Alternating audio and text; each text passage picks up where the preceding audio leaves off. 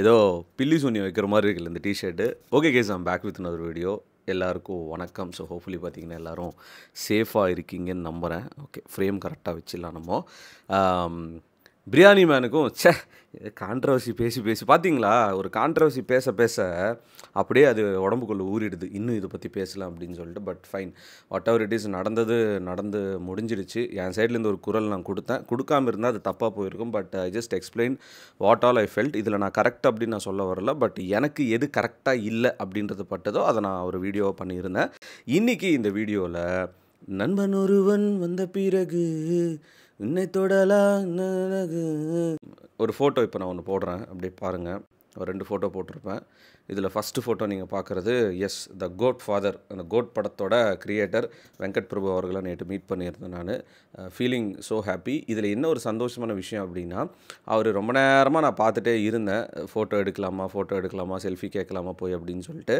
But unexpectedly Venkat Prabhu sir நம்மளை recognise பண்ணிட்டு, bro வாங்க படம் ஸ்டார்ட் ஆகிடுச்சு அப்படின்னாரு. அப்படியே அது ஒரு ஆப்பர்ச்சுனிட்டியை யூஸ் பண்ணி நம்ம ஃபோட்டோ எடுத்தோம். So humble person. அண்ட் இன்றைக்கி இன்னொரு ஐ திங்க் 7 ஹவர்ஸில் கோட் படத்தோட 3rd சிங்கிளுக்கான அஃபிஷியல் ப்ரோமோ வருது. எஸ், நான் கம்யூனிட்டி போஸ்ட் கூட போட்டிருப்பேன். நாளைக்கு கோட்டோட 3rd சிங்கிள் அஃபிஷியலாக வருது.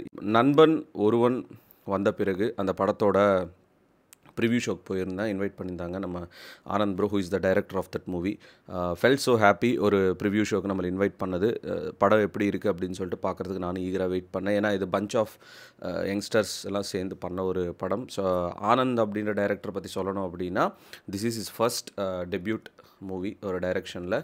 இதுக்கு முன்னாடி கேரக்டர் ரோல்ஸாக பண்ணியிருக்காரு ஆனந்த் பிரதர். அண்ட் அதுக்கப்புறம் ஆஃப்டர் லாட் ஆஃப் ஸ்ட்ரகிள்ஸ், ஒரு படம் எடுக்கிறது அவ்வளோ ஈஸி கிடையாது. ஸோ நிறைய ஃபினான்ஷியல் இஷ்யூஸ் இருக்கும், நிறைய பேர் இன்வெஸ்ட் பண்ணியிருப்பாங்க, ஷூட்டிங்லாம் ஸ்டாப் ஆகிருக்கும், கோவிட் வந்தது, அது வந்தது, இது வந்து. ஸோ நிறைய பிரச்சனைகளெல்லாம் தாண்டி அப்போ கூட பார்த்திங்கன்னா விடாமுயற்சியே இந்த படத்தை எடுத்து முடிச்சிருக்காங்க. அண்ட் ஹைலைட்டான விஷயம் என்னென்னா, இந்த பசங்களெல்லாம் சப்போர்ட் பண்ணுற மாதிரி வெங்கட் பிரபு அவர்கள் he is the presenter of that movie. அதனால தான் நேற்று அவர் அங்கே வந்திருந்தார். ஈவந்தோ கோட் படத்தோட ரெக்கார்டிங்லாம் பரபரப்பாக போயிட்டு இருக்கிற டைமில் கூட டைம் ஒதுக்கி பார்த்திங்கன்னா இந்த ஒரு படத்துக்காக மனுஷன் வந்திருந்தார், விச் இஸ் ரியலி கிரேட்.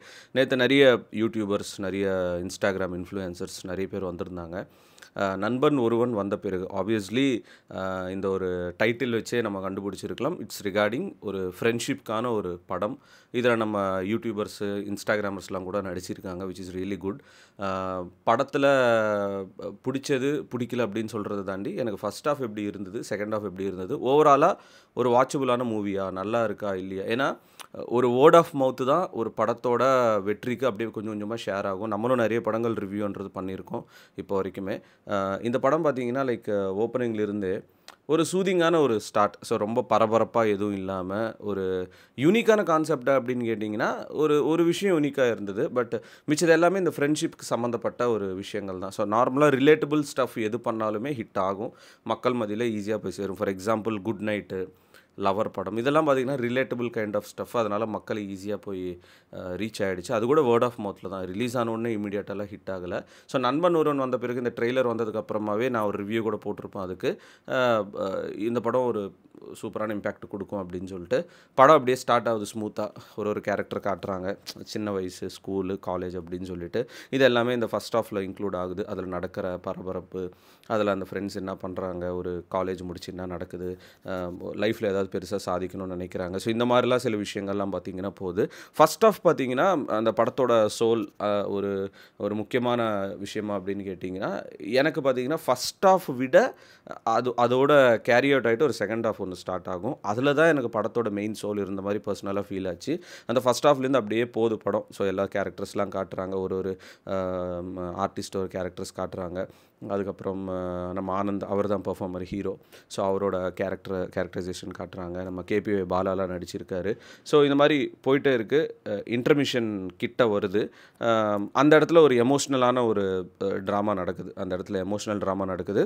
அப்போ வரைக்கும் ஒரு நல்ல ஒரு ஃபீல் குட், ஒரு ஃப்ரெண்ட்ஷிப், ஸ்கூலு, காலேஜு, அதுக்கப்புறம் ஒர்க்கு, அந்த மாதிரி தான் போயிட்டு இருந்தது. ஒரு சின்ன பிரேக் அந்த இடத்துல, ஒரு இன்டர்மிஷன் அப்படின்னு சொல்லிட்டு.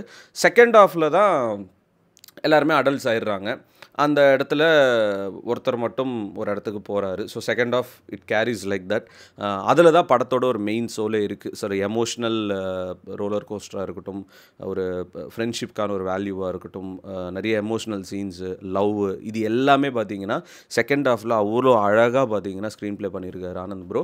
லிட்ரலி ஃபெல்ட் லைக் இந்த படத்தில் நம்ம இருக்கோம், நம்மளோட லைஃப் ஸ்டோரி ஏதோ ஒரு இடத்துல ஒரு மூலையில் ஒளிஞ்சின்னு இருக்குது அப்படின்ற மாதிரி ஒரு ரிலேட்டபிளான ஸ்டஃப் பார்த்தீங்கன்னா ஐ கேன் ஃபெல்ட் தட் இந்த செகண்ட் ஆஃப் அவ்வளோ நல்லா பார்த்தீங்கன்னா இருந்தது. அண்ட் முக்கியமாக இந்த படத்துக்கு இன்னொரு ஒரு மிகப்பெரிய ப்ளஸ் அப்படின்னா நம்ம அந்த படத்தோட மியூசிக் கம்போசர் காஷிஃப் அப்படின்னு ஒருத்தர் தான் பண்ணியிருக்காரு.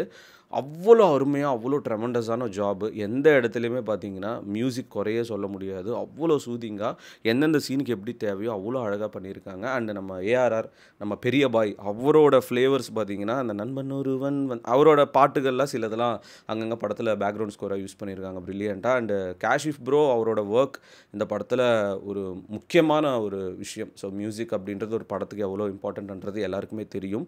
இந்த படத்தில் அது அவ்வளோ இம்பார்ட்டண்ட்டான ஒரு விஷயமா இருந்தது. நீங்கள் ஃப்ரெண்ட்ஸ் கூட போனீங்கன்னாவோ ஃபேமிலியோடு போனீங்கன்னாவோ தாராளமாக இந்த படம் பார்க்கலாம். எந்த விதமான ஆபாசம் கிடையாது, நத்திங் ரிலேட்டட் டு பிளட்டு அந்த மாதிரிலாம் எதுவுமே கிடையாது. இங்கே குழந்தைங்களை கூட கூட்டிகிட்டு போகலாம். அண்ட் இன்னொரு விஷயம் என்ன அப்படின்னா செகண்ட் ஹாஃப்லேயும் அந்த ஆனந்த் ப்ரோ கூட ஆல்ரெடி அவங்க லைஃப்பில் ட்ராவல் பண்ண சில ஆர்டிஸ்ட்லாம் பார்த்திங்கன்னா அதில் இருக்காங்க. அண்ட் வந்த எல்லாருக்குமே படம் பிடிச்சிருந்தது. லாஸ்ட்டில் எல்லாருமே எழுந்து கை தட்டினாங்க. அண்ட் மொத்த டீமே வந்து எல்லாருக்கிட்ட தேங்க்ஸ் சொல்லிவிட்டு ஆனந்த் ப்ரோட எமோஷ்னலாக அழுதாரு. ஸோ அந்த அப்படின்றது எதுக்காகனா என் படத்தை ஓட வைங்க அப்படின்றதுக்காகலாம் கிடையாது. ஒரு டைரக்டரோட படம் எடுக்கிறாங்க, அது ஒரு டெபியூட்டாக ஒரு பண்ணுறாங்க அப்படின்னா லிட்ரலி ஒரு ஒரு என்ன சொல்கிறதுனா ஒரு விஷயத்த மக்களுக்கு கொடுத்துட்டு ஒரு குழந்த மாதிரி வெயிட் பண்ணுறதுக்கு தான் ரிசல்ட். ஸோ அந்த இடத்துல அந்த பயம்ன்றது எல்லாருக்குமே இருக்கும், மக்களுக்கு அது சேருதா இல்லையா அப்படின்னு சொல்லிட்டு. Anand bro as a set, நான் உங்களுக்கு பர்சனலாக கூட சொல்லியிருந்தேன், நீங்கள் ஆல்ரெடி வின் பண்ணிட்டீங்க. இந்த படம் பார்த்து பசங்க வெளியே வரும்போது ஒரு இம்பேக்டோடு தான் வருவாங்க, அது முக்கியமாக ஃப்ரெண்ட்ஸோட. அண்டு ரொம்ப நல்ல ஒரு விஷயம், ரொம்ப நல்ல ஒரு சந்தோஷமாக இருந்தது இந்த படம் பார்க்கும்போது. அண்ட் படத்தில் சில விஷயங்கள் எனக்கு பர்சனலாக என்ன பட்டுச்சு அப்படின்னா படத்தோட ஃபர்ஸ்ட் ஆஃபில் நிறைய செக்மெண்ட் ஆஃப் லைஃப் பார்த்திங்கன்னா காட்டியிருக்காங்க.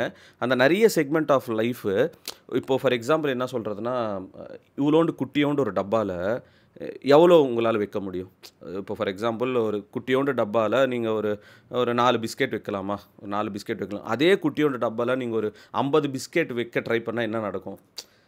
ஒட்டாது. டக்குன்னு அப்படி அப்படியே உடச்சி தான் உள்ளே வைக்க முடியும். ஸோ அந்த மாதிரி ஃபஸ்ட் ஹாஃபில் பார்த்தீங்கன்னா நிறைய கேட்டகரிஸ் ஆஃப் லைஃப் காட்டுறதால அது இன்டர்மிஷனுக்குள்ளே அது கொஞ்சம் அங்கங்கே ஜெல்லாகாத மாதிரி இருந்த மாதிரி இருந்துச்சு. But second half it went like crazy. ரொம்ப ஒரு சோல்ஃபுல்லாக, ரொம்ப ஒரு எமோஷ்னல் ரோலர் கோஸ்டராக பார்த்தீங்கன்னா செகண்ட் ஆஃப் எடுத்துகிட்டு போயிருந்தார். நிறைய எமோஷ்னலான சீன்ஸு, சில சீன்லாம் பார்த்தீங்கன்னா என்னையே மீறி ஐ ஃபெல்ட் அவ்வளோ கண்ணில் தண்ணி வச்சுட்டுலாம் உட்காந்து படம் பார்த்தேன். ஒரு நல்ல ஒரு feel good movie from the team நண்பன் ஒருவன் வந்த பிறகு மொத்த டீமுக்கு ஒரு மிகப்பெரிய அப்ரிசியேஷன். ஹோப்ஃபுல்லி அடுத்தடுத்த படங்களும் இன்னும் பெருசாக பண்ணணும் அப்படின்னு சொல்லிட்டு நம்ம சைட்லேருந்து ஒரு விஷன்றது கொடுக்கலாம். ஸோ நத்திங் நியூடிட்டி, நத்திங் ஒரு என்ன சொல்கிறதுனா பிளட் ஷெட்டு, கெட்ட வார்த்தைகள் பேசிட்டு அடல்ட் கண்டென்ட் அப்படிலாம் ஒன்றுமே கிடையாது. It's completely for friendship.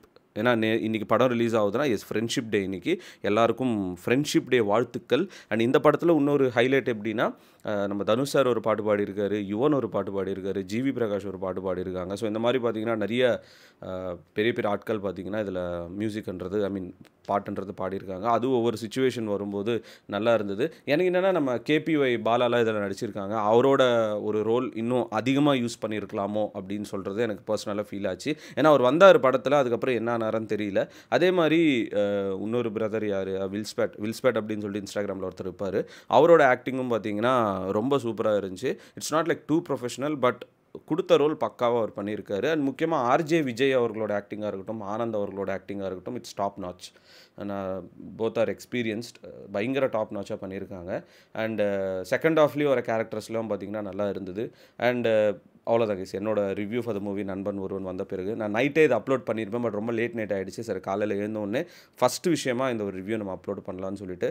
எவ்வளோ படங்கள் வருது போகுது, so please do watch it in theatres. நீங்கள் ஒரு குட் ஃபீல், ஒரு நல்ல மைண்ட் செட்டில் நீங்கள் மறுபடியும் வெளியே வருவீங்க, அதுக்கு நான் கேரண்டி. போய் படத்தை பாருங்கள்.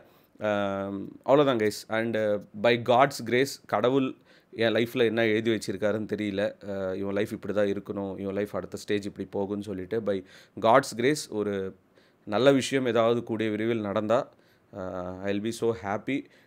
இது தவிர எனக்கு வேறு எதுவும் தெரியல. நம்ம சினிமா, ட்ராவல் இப்படியே நம்ம லைஃப் அப்படியே போயிட்டு இருக்கு. ஒரு நாள் நம்மளும் அந்த மாதிரி ஒரு ஸ்க்ரீனில் பார்க்க முடியாதா நம்மளோட மூஞ்ச அப்படின்ற மாதிரி தான் எனக்கு பர்சனலாக ஃபீல் ஆகுது. ஒரு படமே நான் தேட்டரில் பார்க்கும்போது, இந்த படம்னு சொல்லலை, நான் ஒவ்வொரு படம் தேட்டரில் பார்க்கும்போது என்னையே அந்த ஸ்க்ரீனில் சில இடத்துலலாம் நான் இருக்கிற மாதிரி நான் ஃபீல் பண்ணுவேன். That's how I love cinema. அந்த ஒரு ஆப்பர்ச்சுனிட்டி தான் நான் வெயிட் பண்ணுறேன். ஏதாவது ஒரு ஆப்பர்ச்சுனிட்டி நம்ம கிடைக்குதுன்னா என்னால் சினிமாவுக்கு என்ன கொடுக்க முடியும் அப்படின்றத நான் அதில் நான் ப்ரூவ் பண்ணுவேன். அதுக்கான ஒரு முயற்சிகள் நான் பண்ணிட்டு தான் இருக்கேன். அதை நான் கைவிட்டுற மாட்டேன். இது கிடைக்குதோ இல்லையோ முடிஞ்ச அளவுக்கு நான் ட்ரை பண்ணுவேன். எனர்ஜி இருக்கிறவர்களும் ட்ரை பண்ணுவோம், அவ்வளோதான், சிம்பிள். சொல்லிட்டு இந்த வீடியோ இதோட நான் முடிச்சுக்கிறேங்க. ஸோ நண்பன் ஒருவன் வந்த பிறகு தேட்டரில் போய் பாருங்கள், எப்படி இருக்குன்னு சொல்லிட்டு இதே வீடியோவில் வந்து கமெண்ட் பண்ணுங்கள். ஐ திங்க் நான் ஸ்பாய்லர்ஸ் எதுவும் பெருசாக இதில் நான் ரிவீல் பண்ணலை. Peace out and stay safe guys. Thalapathy கோடான கோடி ரசிகர்களின் என்றும் அறிவதி பிக் ஷாட் இவர் பிளாக் பஸ்டர் வந்த பகுமதி இக்னோர் நெகட்டிவ் வெட்ட சொன்ன தங்க தளபதி.